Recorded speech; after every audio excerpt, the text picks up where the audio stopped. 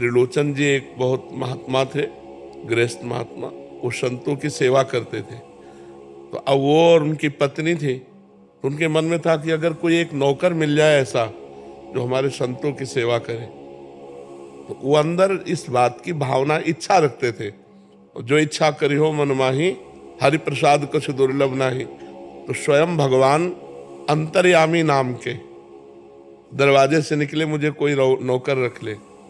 16 वर्ष की अवस्था, देखा फटे पुराने कपड़े पहने। त्रिलोचन जी धनी महात्मा थे, तो उन्होंने कहा कितना पेमेंट आप लेंगे? तो उनका भोजन भर। क्या सेवा कर लेते हो? बोले बचपन से अनाथ हूं, कोई मेरा माता पिता नहीं। तो झूठ भी नहीं बोल रहे, क्योंकि भगवान के कौन माता पिता, वही सबके माता पिता। बोले मुझे सब रसोई का ज्ञान है और सबकी रुचि के अनुसार मैं भोजन बनाने में बहुत प्रवीण। बोले यही तो मुझे चाहिए था। भक्तमाल जी में पावन चरित्र है त्रिलोचन जी का।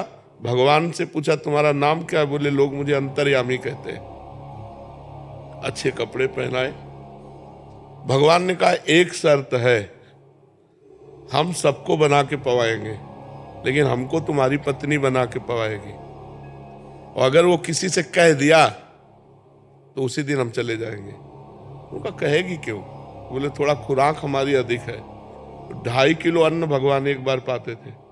वो तो लीला उनको करनी थी, जाने के लिए कोई ना कोई तो क्रम रखना था। और 2.5 किलो अपने हाथ से अन्न पीसना, उसकी रोटी बनाकर भगवान को पवाना, और भगवान सैकड़ों संत आ जाए, मंडली की मंडली, सबको। वो तो करतुम अकर्तुम सर्व सामर्थ्यशाली है। किसी महात्मा के मन में कि आज कड़ी होती तो भगवान कड़ी बना के दी। तो सब त्रिलोचन जी से कहते कि तुमने तो हमें धन्य कर दिया। तुम्हारे यहाँ जो सेवा करने वाला है वो बहुत आनंदवर्धक है, उसके देखने से आनंद आता है, उसके हाथ का प्रसाद बहुत आनंद देता है। 1 वर्ष तक सेवा ऐसे चली। कहीं उनकी पत्नी को जाने को ही नहीं मिलता। सुबह शाम 2 बार भोजन पाना और 2.5 किलो पाना, तो अपने हाथ से पीसना। तो एक दिन समय निकाल के पड़ोसन के पास गई, तो पड़ोसन ने कहा बहुत दुबली हो गई हो।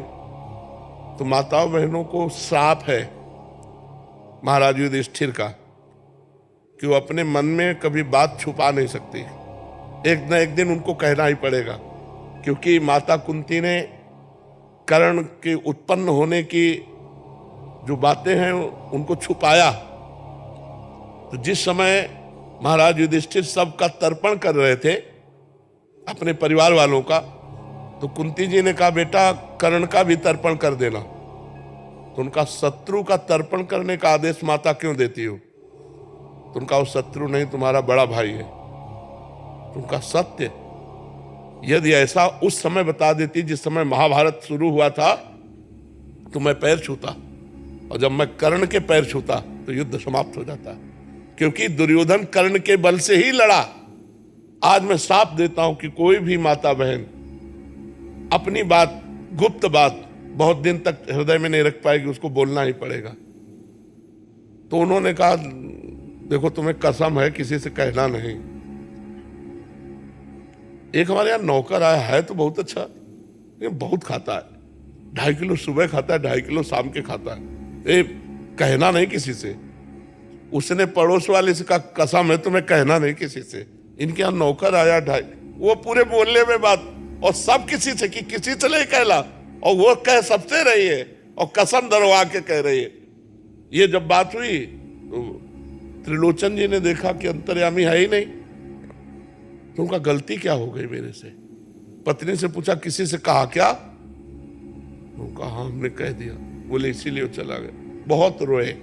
जब रोए तो भगवान प्रकट हो गए अपने रूप में और कहा मैं ही नौकर था, तुम संत सेवा की भावना करना चाहते थे। भक्तों के भगवान नौकर बन गए। अगर भक्त चाहे कि तुम्हारा भाग्य मिट जाए तो क्यों नहीं मिट जाएगा?